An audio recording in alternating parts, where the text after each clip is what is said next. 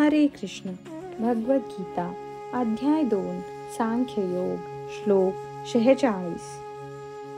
यावानर्थ उदपाने सर्वतः संप्लुतोदके तस्वान् सर्वेषु वेदेषु ब्राह्मणस्य विजानतः.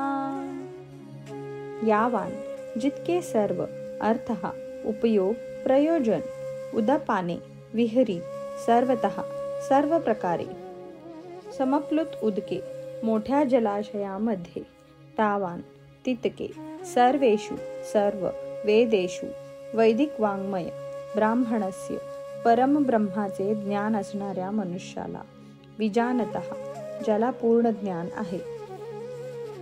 लहान विहिरीद्वारे होऊ शकणारी सर्व कार्ये मोठ्या जलाशयाकडून त्वरित होऊ शकतात. त्याचप्रमाणे ज्या ज्ञानी मनुष्याला वेदांमागचा हेतू माहीत आहे त्याला वेदांशी संबंधित असलेली सर्व कार्ये सहजपणे प्राप्त होतात.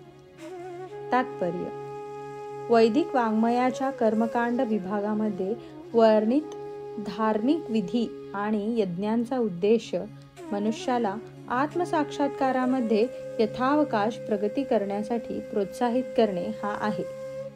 भगवद्गीतेमधील 15व्या अध्यायात आत्मसाक्षात्काराचे प्रयोजन स्पष्टपणे सांगण्यात आले आहे.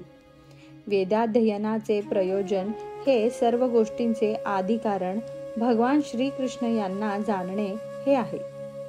म्हणून श्रीकृष्ण आणि त्यांच्याशी असणारा शाश्वत संबंध म्हणजेच आत्मसाक्षात्कार होय. जीवांचा श्रीकृष्णांशी असणाऱ्या संबंधाचा उल्लेखही भगवद्गीतेमध्ये करण्यात आला आहे. जीव हे श्रीकृष्णांचे वंश आहेत.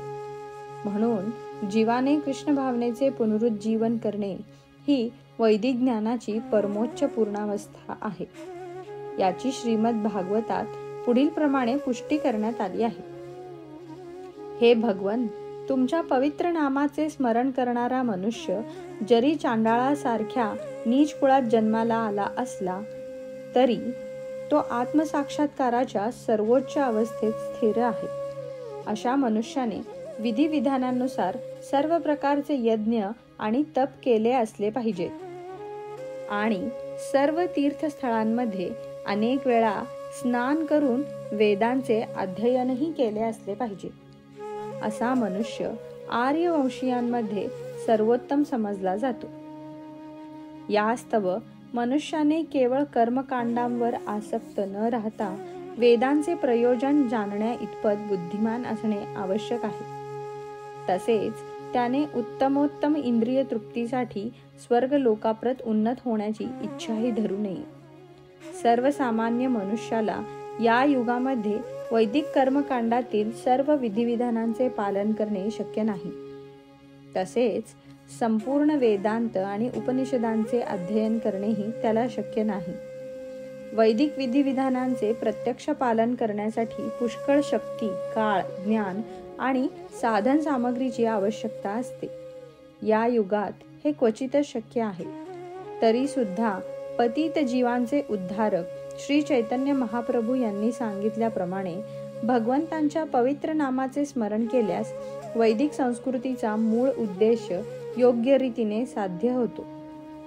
महान वैदिक पंडित प्रकाशानंद सरस्वतींनी जेव्हा श्री चैतन्य महाप्रभूंना विचारले, तुम्ही वेदाध्ययन न करता एखाद्या भावुक व्यक्तीप्रमाणे भगवंतांच्या पवित्र नामाचे कीर्तन का करता?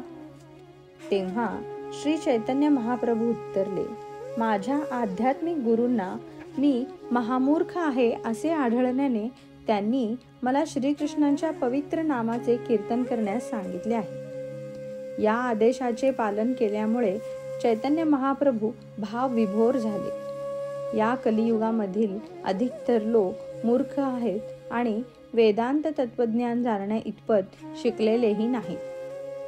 परंतु भगवंतांच्या पवित्र नामाच्या अपराधरहित कीर्तनाने वेदांत तत्वज्ञानाचे ध्येय उत्तम प्रकारे साध्य होते.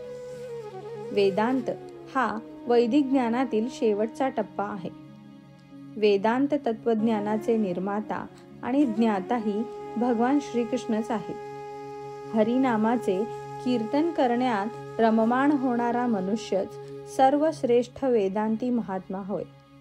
हाच वेदांचा अंतिम उद्देश आहे. हरे कृष्ण.